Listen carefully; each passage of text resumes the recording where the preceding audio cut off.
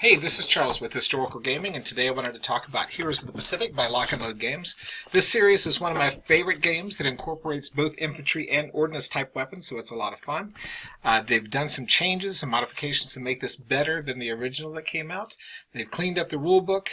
They've got some really nice things inside the box, and I wanted to show them to you.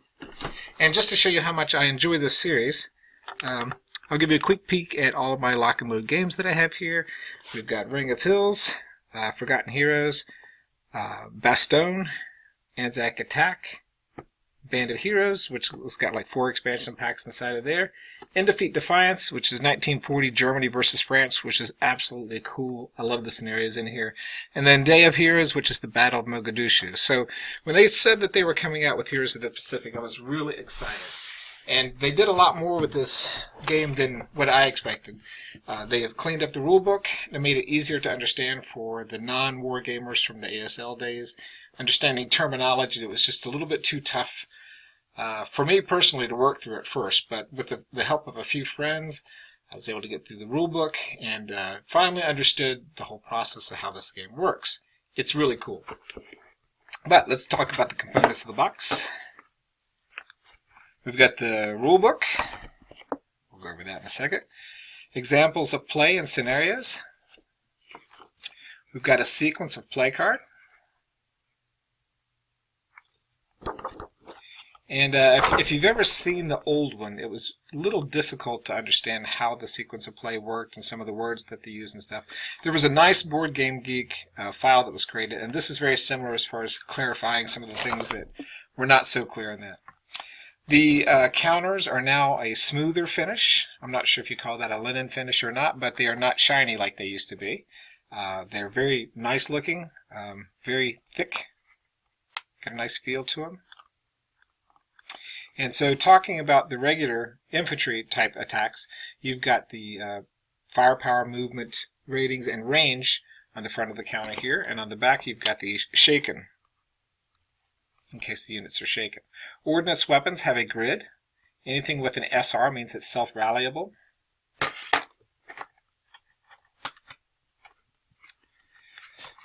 So we've got some smoke and some open-topped tanks markers. You just lay those on top. Mines, airplanes, bonsai attacks. There's your counters to mark your units as you're playing the game. Japanese counters.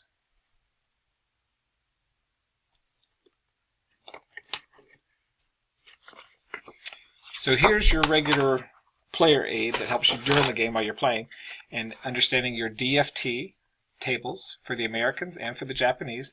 And these are your die roll modifiers for infantry. And you go through this list, and when somebody takes a hit, I don't know why I said die roll modifiers, but these are the effects that happen after an attack. Here's your terrain. Different types of terrain, whether it's blocking, degrading, or open. You've got your different types of movement in the game. You've got target modifiers, obstacle heights, and notes about the specific terrain with examples. So if you're looking to see what a picture of it looks like in the game, it's there. Bunkers, rebel, smoke, vehicle, or wreck, and how that affects the shots. Your die roll modifier. Now this is your modifiers for die rolls on infantry, and here's your modifiers for ordnance.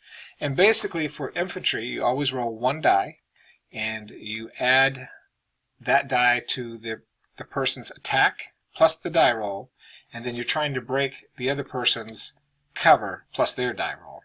And so you go through this list of +1, -1 is the target adjacent.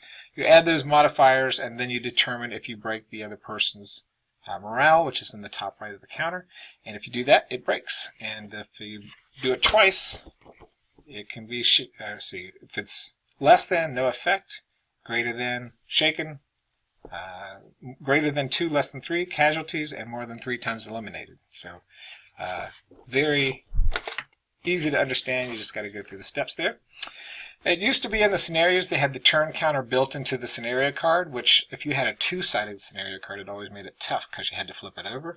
Now you've got a separate chart just for that. You've got victory points on this, and you can just lay this at the top of your game and have it there for you, and you can mark all that off.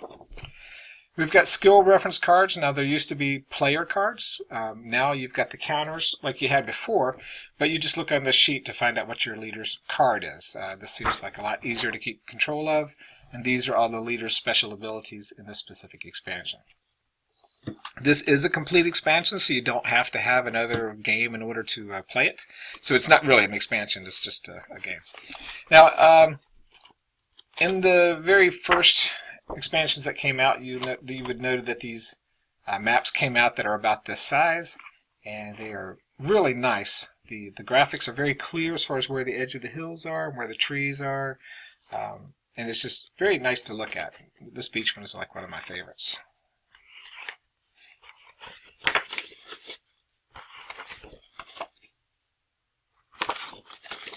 And then in this particular expansion, I'm not sure if they'll keep it up, but they did the extra large maps. And this is really nice, especially if you get a lot of counters in the same hex and you start pushing things around in a melee. You don't have to worry so much. So I'm hoping to get the Novel expansions soon, because that's one of my favorites too.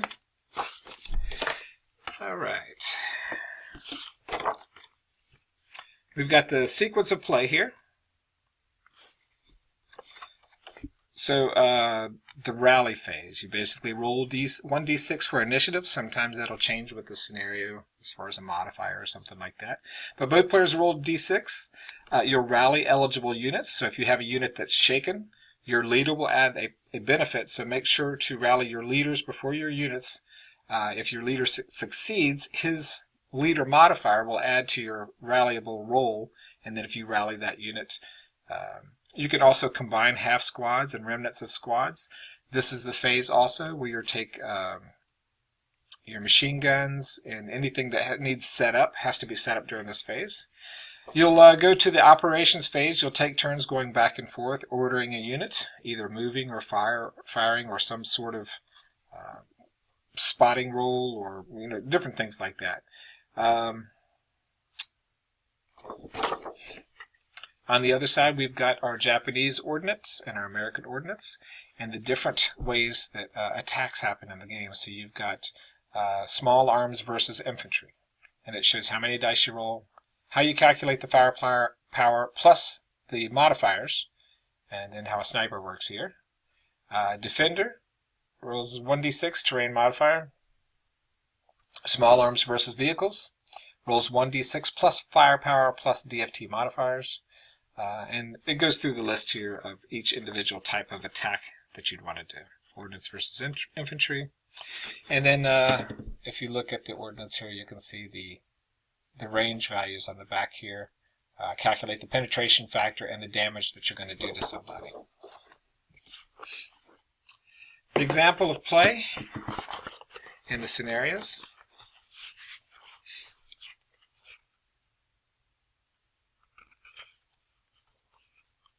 So it looks like you've got a basic infantry combat review here.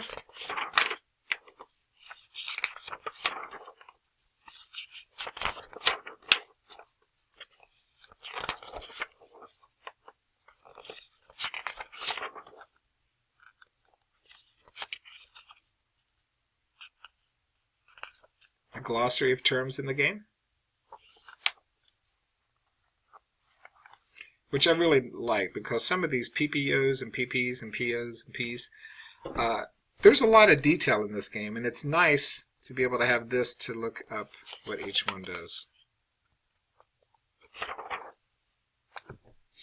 So here are the scenario cards with all the units that you get, and instructions on setting them up.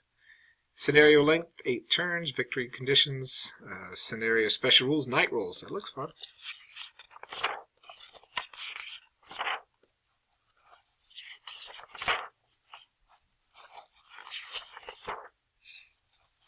And this is how much I love this game. I bought a counter for, what was it? Heroes in North Africa, and they put my picture in it. And of course, everybody gives me a hard time about that in my local group. The rules. So the rules have been cleaned up quite a bit.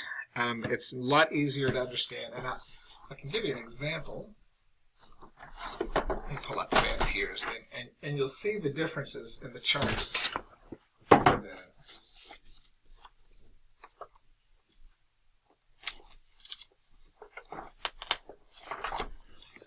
So here's an older edition of the games.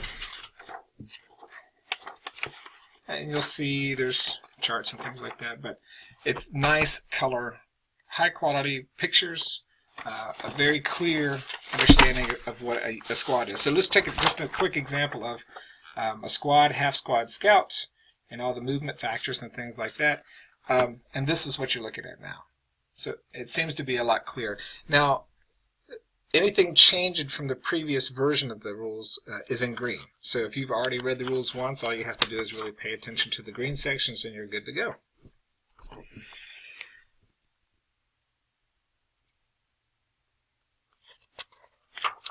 So general concepts of the game, how the hexes work, dice, stacking, support weapons, morale. Those are pretty standard things. Tripod machine guns, and those are set up in the rally phase. Jamming, if a weapon during attack you roll doubles, your weapon is jammed, and basically you have to unjam it. And it does not participate in combat. We've got flamethrowers, satchel charges, Japanese 50mm mortars, Japanese sticky bombs, howitzers, weapons teams, how those work, event markers. So sometimes there are things in the game that either a line of sight or actually touching an event marker can cause an event to happen. Outline of play, rally phase, operations phase. Again, the changes are in green, so that makes it really nice for the experienced player.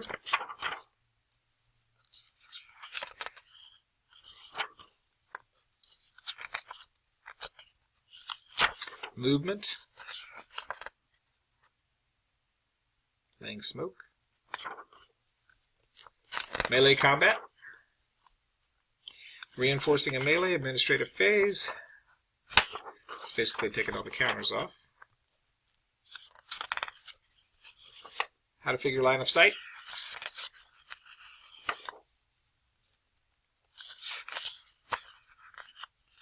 Single man counters and how they work. So you've got leaders, heroes, medics and corpsmen, snipers, armor leaders, national characteristics,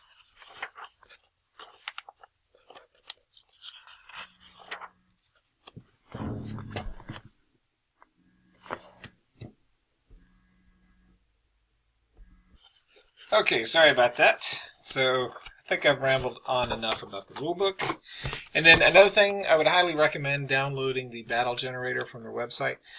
This thing looks really cool. I haven't played it yet, but I'm excited to give it a shot. It is of course, if you're familiar with these types of things, a random scenario generator, so you don't have to use a scenario card. So you define the battle, and you pick the maps, and you pick the troops. And you can decide what type of troops you want to use, like heavy on the number, or heavy on the artillery, or heavy on the gunnery that you're carrying and stuff like that. Defining target hexes. I love that, man. So, anyways, that's it. Download this, keep it printed out, or you can buy it, I think, for like $20.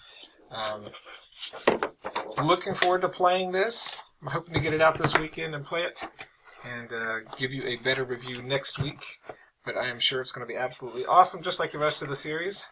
And I hope you have a nice weekend, and take care.